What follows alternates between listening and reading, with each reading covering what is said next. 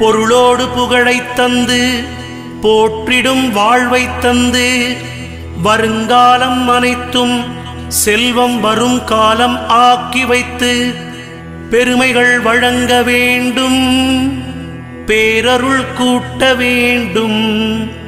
அருள்மிகு குருவே உன்னை அடிபணிந்து வணங்குகின்றேன்.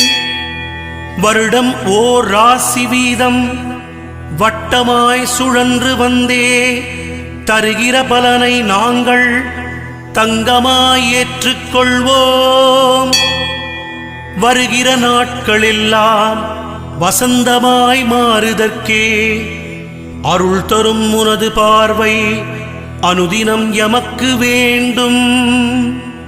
குருவே நீ பார்த்தால் போதும் கோடியாய் நன்மை சேரும்.